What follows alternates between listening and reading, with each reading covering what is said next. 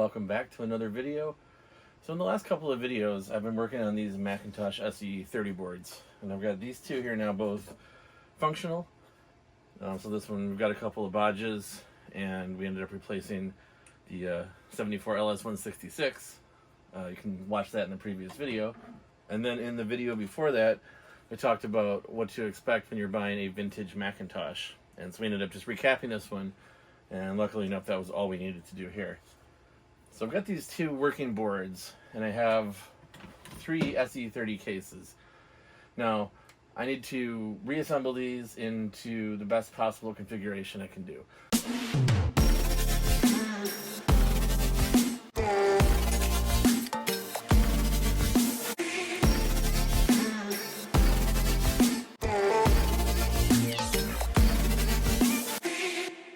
So obviously this case, very yellow, very beat up, not a great candidate to put the board in, whereas these two both look pretty nice.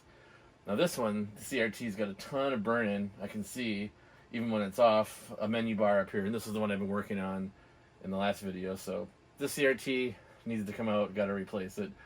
I don't know if this CRT works. It looks like it's in good shape, but this was from a barn, and the board was trashed. Maybe the rest of it's trashed as well, and I haven't tried to turn it on. And this is the SE30 that originally contained this board. And if you go back to my 1,000 subscriber video, I've got a bunch of bloopers, I guess, on the channel. And one of them is when I broke the neck of the CRT in this one. And so I have a replacement CRT in there, and I was starting to test it out to make sure that it worked and everything was good when this board actually stopped working. First it was getting some weird memory errors, which I fixed by taking out the bad memory, and then eventually it was just not outputting video. So I thought maybe it was because of the new CRT, but I had tried running just an SE board in here, and it was and it worked just fine. So this one should be okay to put the board back in and reuse it because it's in good shape, and I think the CRT works, but it's been a while, so we'll want to test it out. So that kind of leaves 2 cases, but I do have a special surprise as well. There was a Black Friday sale at Macintosh, and they were selling the SE30 cases for about half price of the normal cost. And well, if you know me, I can't pass up a sale, especially with something like this. So I went ahead and ordered one. Now I let Lane pick out the color. I don't know what color she picked. I think the options were red, blue, or green. So we'll definitely be putting one of those SE30 boards and the appropriate CRT and analog board in this case as well. Alright, well the first thing I want to do is open up this new Macintosh case and see what color we got. And we have a well-packaged compact Macintosh case.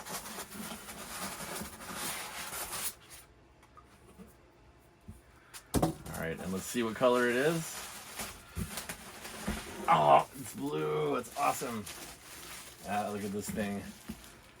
Well, I think Lane picked out the right color because it looks really cool. Yeah, so this is pretty amazing. Alright, so let's figure out which machines here have good displays, everything else is working. I've also got this Macintosh SE chassis here.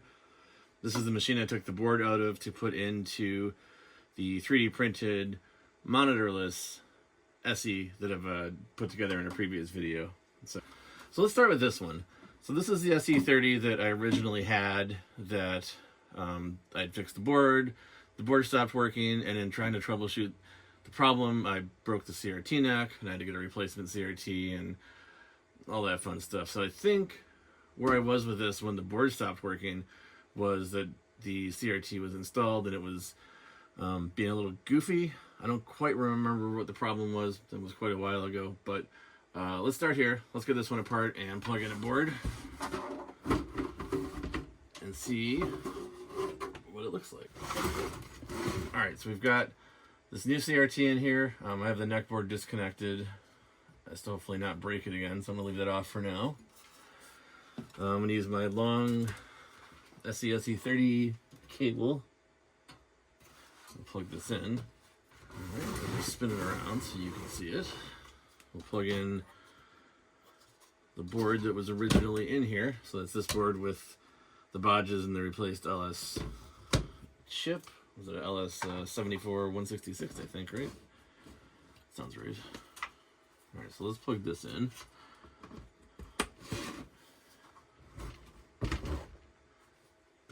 And then we can plug in power. Now, this machine obviously is open, so you need to be really careful if you're working on these machines when they're open, because there are potentially lethal voltages with the CRT being here, and it wouldn't be too difficult to zap yourself, and it would not be pleasant, so we need to be careful. Let's plug it in and hit the switch. There we go. See, I think this screen looks nice, and it's got some definite degradation to the brightness, but I think it's plenty bright. So, CRTs are considered a consumable. They don't last forever. They do get darker over time until they need to be replaced. So if we were still using CRTs, if we were still using, SE30s for our main machines for whatever reason, there would be, a market for replacement CRTs. Since they are consumables, but unfortunately nobody's making these anymore, so we'll just have to do with the few remaining ones what we can. The less bright you have them, the longer the life's going to be, but I think this one is going to be plenty serviceable, so I'm not concerned. So let's go ahead and rebuild this machine. I could turn it off.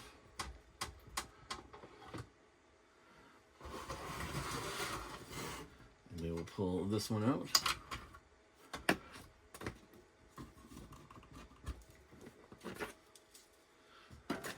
So now I have the original video / data / power / whatever cable.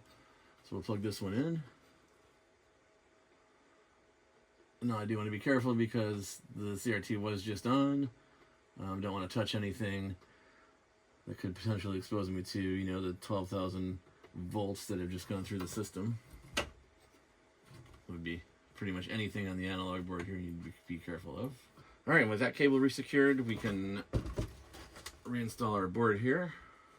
So again, I have not installed one of the Mac bats that I have. I'm not too concerned about keeping track of time on this machine. There's a number of solutions you can use, like this is a CR2032 holder that was made up, called the Mac bat. I've done a video on that, and that just slots in here. You can also just get a generic 2032 holder and replace it entirely, but I'm just going to leave it empty. I don't really have too much concern about keeping track of the time on here, like I said. So I'm going to plug the speaker back in. And then we'll put the board into this side. Then hinge it closed and push it in there. So the SE30s, when they were new, they shipped with an RF shield, like so. Apple actually had two designs. There was this one that was bigger and went around the sides, and this one had some battery damage, so I snipped it off.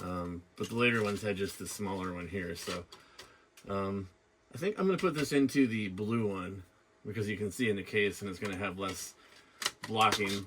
So we'll save that for now, and we'll use this one instead.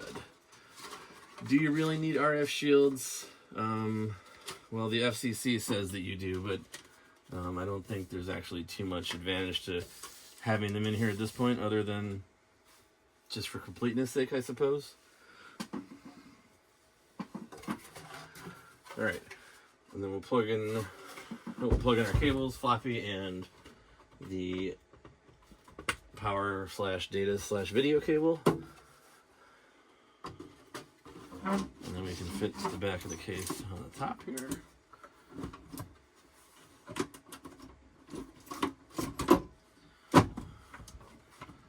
Alright, and then we'll just reinstall our screws using my handy long-handled Torx T15. So the black ones go here and here, and then the silver ones go into the top and the handle up here.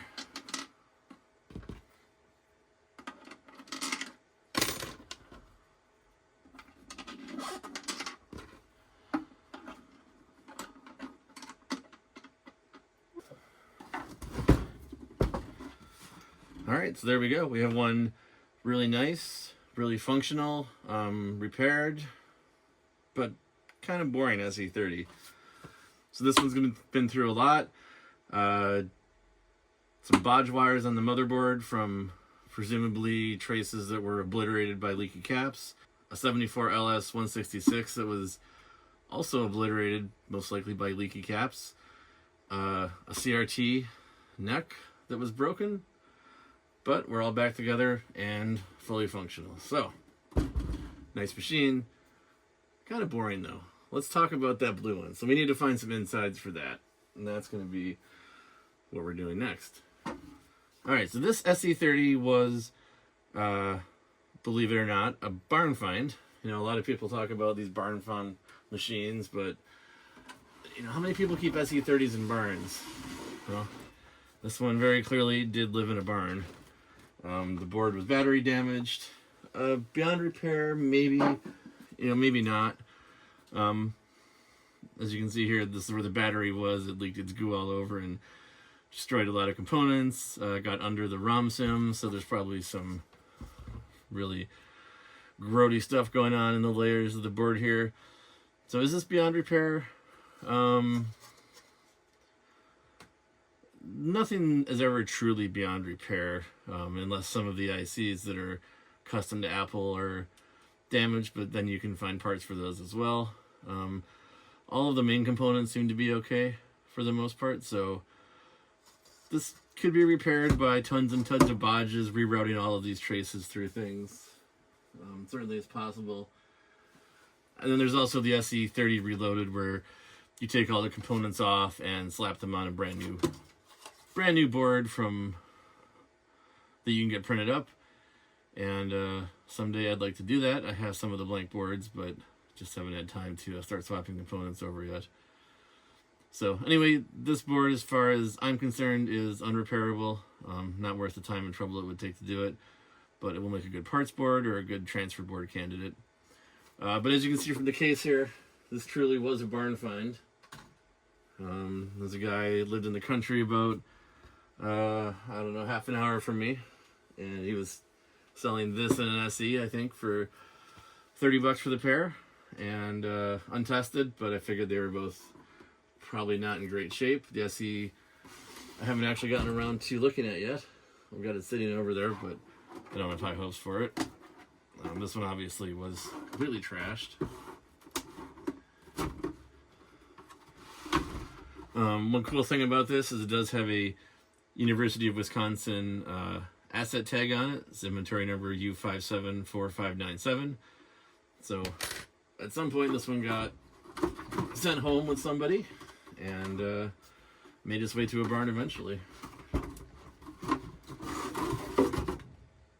So pretty cool. The insides aren't in too bad a shape from what I remember, but let's take a quick look before we do anything with it. We do have a bunch of rust damage on the chassis here. That's easy enough to fix. CRT looks like it's in fairly good shape. It does have an odor of barn about it, which you obviously can't smell, but I can. Otherwise, nothing too remarkable about it. I do see some goo here on the power supply, so there's all kinds of crap falling out of it on my desk here. So I'm a little concerned with what I see up here. On the flyback, it looks like there's some residue, some gunk. Yeah, that's not great. So I think I'd be a little worried to plug this one in. Those flybacks can be problematic, I guess, if they're gooed up. Yeah, I don't know. So this might be a good candidate. Definitely the CRT and the neckboard are in good shape. So if we needed a CRT and neckboard due to burn-in, that could be a good pair. We could take the analog board and power supply out of the machine with the screen burn-in and take the CRT and neckboard from this one and I think put that into the blue case, and that would be okay. But I'm not super trusting of this analog board here. So I don't think I want to plug it in.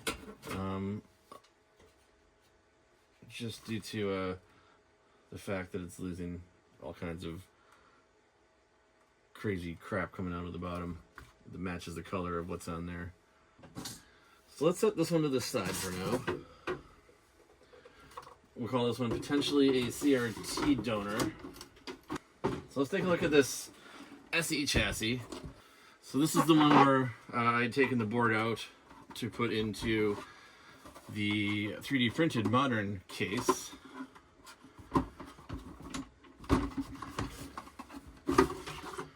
So I don't quite recall why I had that board out in the first place. There might have been some problems here. But let's plug things in and see what the deal might actually be. So I've got everything disassembled here. Yes, so now that I have it apart, I remember what the problem is. The CRT on this one doesn't work right. There's something majorly wrong with it.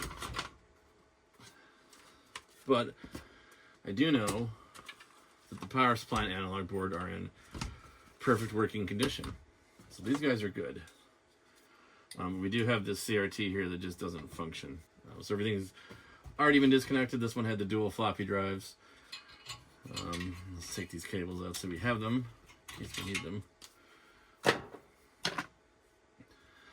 Alright, so we've got a great donor power supply and analog board. Now we just need a CRT. So let's recase this one.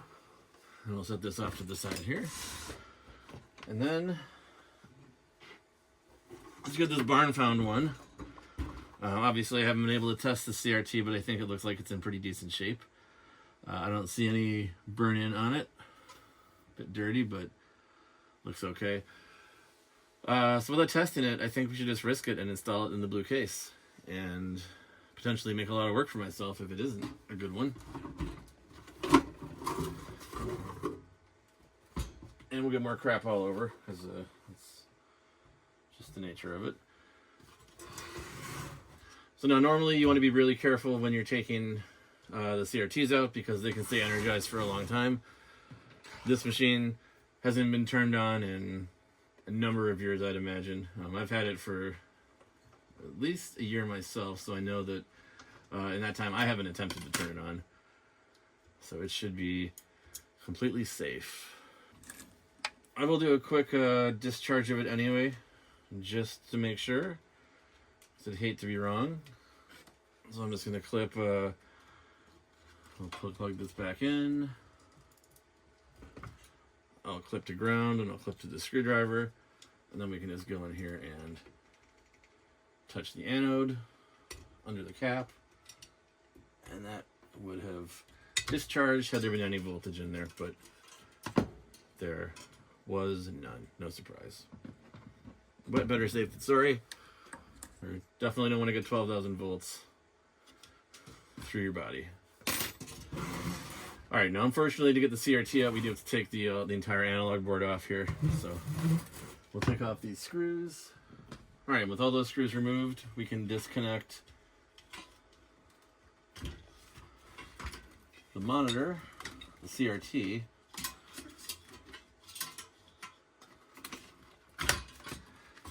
and the neck board, and pull that out. So if you're doing any of this kind of work, it's important to keep neck boards paired with their original CRT. There can be some variance in those, so I've found that in changing these out, it's always, I'm putting that on, that's not a good time to put it on. But to keep the neck boards and CRTs paired together. It's just for the best. Alright, so now with that analog board removed, we can take the CRT out. Alright, and with those 4 screws out of the way, we now have our CRT to install into our blue case.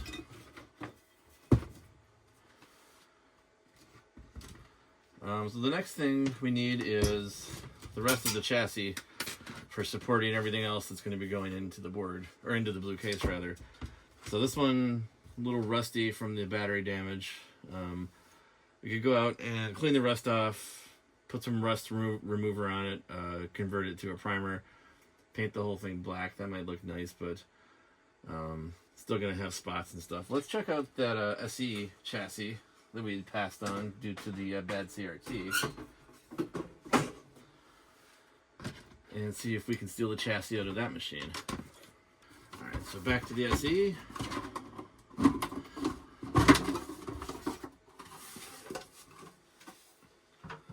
Alright, so this chassis looks pristine, much better. I think this is going to look great in this blue case. So let's go ahead and remove this. And again, it's a whole bunch of T15 screws, as always.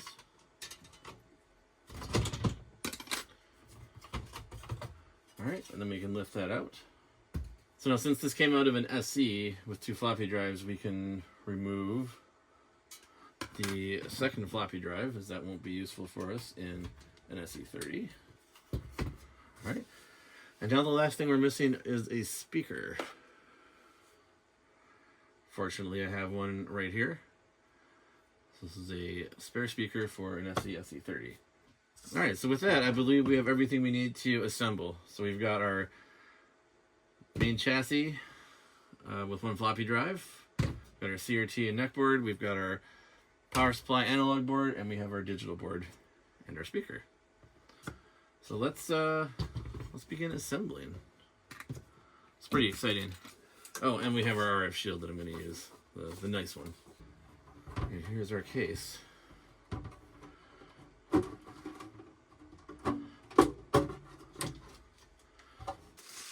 I'm going to set it down on this Amazon package here so we don't scratch anything, because it is brand new and it looks really sharp. So the first thing we need to install is the speaker. Alright, so this it turns out this isn't the right speaker. I don't remember where this is from. I thought it was from an SE, but it's not. They have a square speaker, so a little bit more work to do. Back to the barn found chassis. It's got a speaker here that seems to be in relatively good shape. So let's just go ahead and scavenge that. There was no speaker in the SE chassis. That's what I had thought I had taken out of there, but apparently it was not the case. We can also borrow the hard drive tray here. I don't have any plans to put a hard drive in to this blue one, at least not immediately. But it will be more SE30 complete, I suppose, if we do. So let's just take this. See how bad rusty it is. It's actually in great shape. Nice. That's a good part. The speaker appears to be in relatively good shape. No concerns. I think it'll work fine for us. Now, you may remember from a previous video I did on replacing the speaker in an SE and SE30. They're not screwed in. Apple actually just had molded plastic pegs, and then they melt them down to hold the speaker in place. So we can either remelt those to get it out, or we can just cut them off. I'm in the cut them off kind of vein for this machine, since it's probably not going to be used for anything other than parts. Alright, so now we can go back to assembling our new one. So the first thing I'm going to do is install this hard drive caddy here. Alright, so that's installed with the LED in place, which we won't be using, but it's there. So let's get our Amazon bag and our front panel back. So we can take our speaker here now and install that.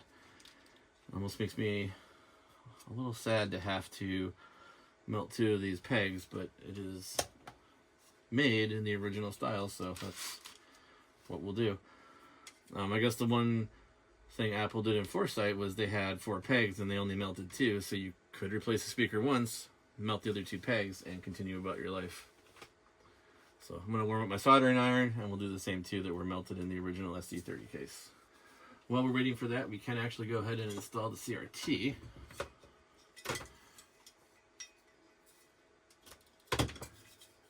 So I'm going to give this CRT a bit of a clean here before we install it.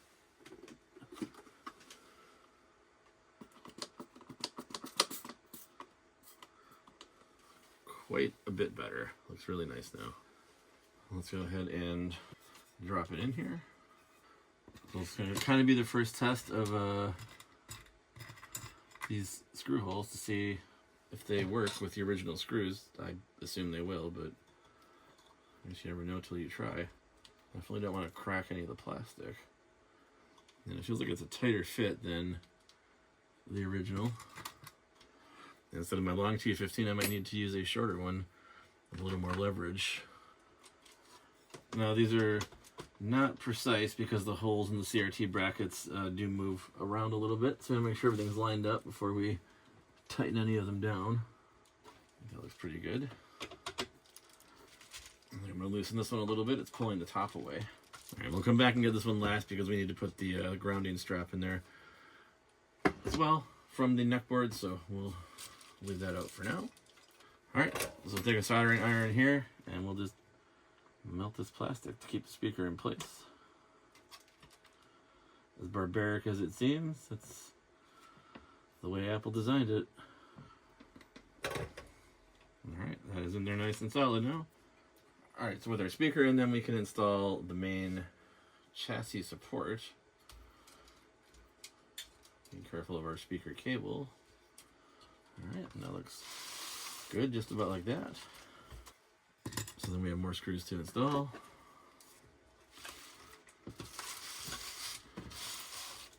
Now for this one here, it's too bad we can't use the longer one. There's a tricky screw to get in. We'll start with the long one, I think. That's about all we can get out of that. Got one more here to install. So if we pop this up, we should have what starts to look like a nice Mac SE, SE30. So next we can install the power supply and analog board. So these two hold the analog board to the chassis. These four hold the power supply to the analog board. These two hold it to the chassis as well. And this whole analog board assembly also gives additional rigidity to the entire assembly as well. Alright, and that is our analog board and power supply fully installed. So we can bring this back upright. So we need to plug a few more things in here. So we have our anode under the anode cap here. We'll plug this into the CRT.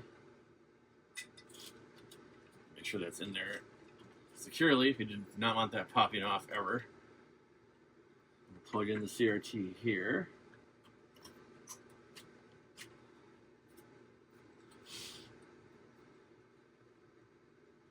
Now we need to plug in our neck board. Where did that go? Here it is.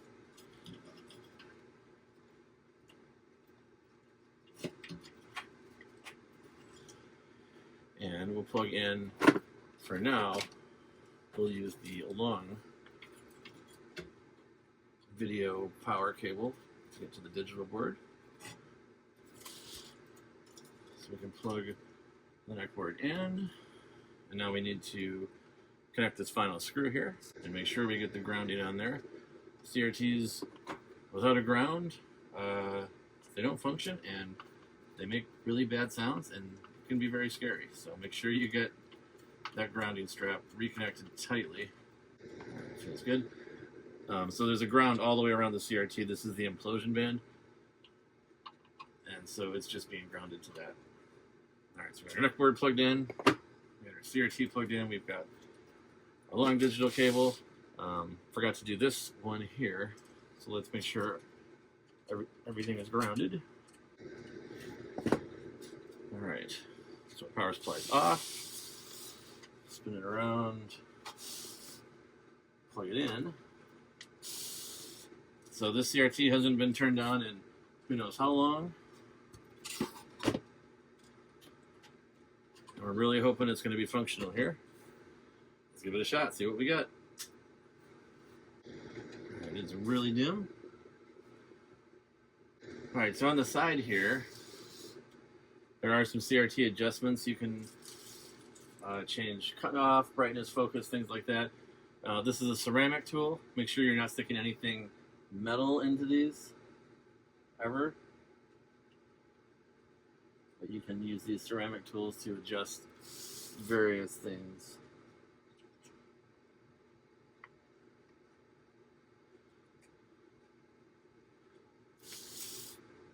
That's looking better.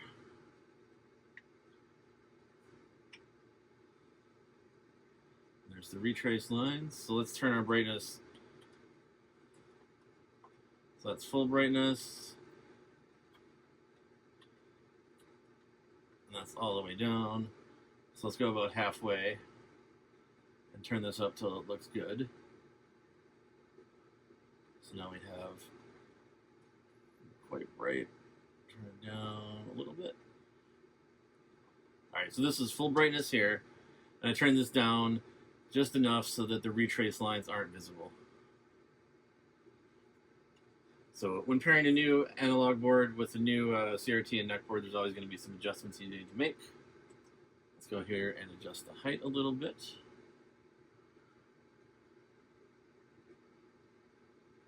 better.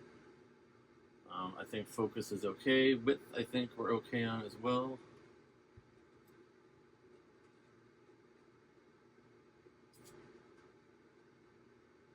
Yeah, I'd say overall it looks really nice. So the CRT from this barn found SE30 is in great shape. All right, so let's go ahead and turn it off. Unplug it, and now we can complete final assembly. All right, so we have our shorter version of the cable. I'll go ahead and carefully plug that in and not break the CRT. And also not electrocute ourselves. Before we put the board in, we'll reinstall the floppy cable. It's something we should have done before we put everything together. Alright, so we're ready to reinstall the board. So we'll plug in the speaker. And then we'll put this in here. Slide that in like a book. Oops, came out this side. There we go. Okay, so we're all set. So now we can plug in the data/video cable. Alright, and we'll plug in our floppy drive. Alright, and that should be it. Let's take our back piece. Oh, right, the RF shield. Almost forgot. The most important, least important part.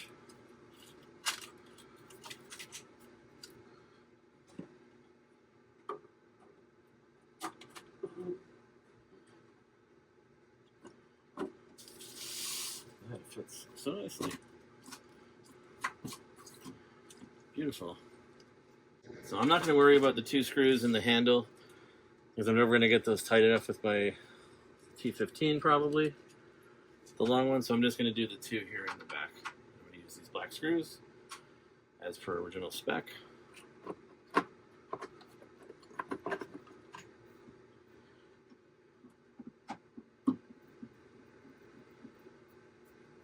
Oh wait, they're not going into the plastic, they're going into the chassis, so actually I will put those screws in the handle after all.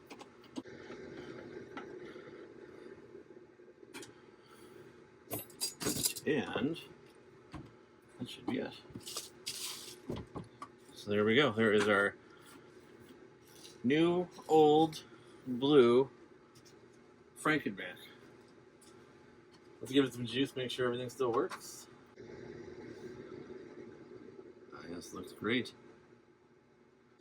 Well, wonderful. I think we'll call this one good to go then. All right, so we've got both of our SE30s running. I've got the beige one booted up into System 6 because right now it only has 1 meg of RAM. When I was repairing the board, I found that the RAM that was installed was faulty, so I don't know which of the 4 sticks it was, but I don't have any more 30-pin SIMs on hand, so I'm going to have to get some. So for now, it's just System 6 because that'll boot with 1 meg of RAM. And over here on the new blue one, we've got 4 megs, so we're booted up into System 755. So they're both beautiful machines. The SE30 in the original case looks like it came out of the factory. And then the Mac Effects one in this blue case just looks really cool. I mean, that's all I can say about it. It looks awesome. It's, you know, transparent. You can see the inner workings. You can see, you know, everything going on inside. It's just a really cool look, really clean. But the original's a classic. Actually, it's an SE30, not a classic, but it's a classic look. So for me, it's a toss-up. You know, if I could only have one of these two machines, I don't know which one I'd pick. Let me know in the comments which one you think looks better, which one you'd prefer if you could only have one of these. Anyway, I'm happy to have two SE30s. I'm happy they're both finally up and running. And we'll get some RAM in this guy and get a better system on it at some point. But for now, that's all I have. Thanks for watching. Hope you enjoyed. And we'll see you in the next video. Hi guys! Make sure to like and subscribe. And watch more of our videos later. Bye!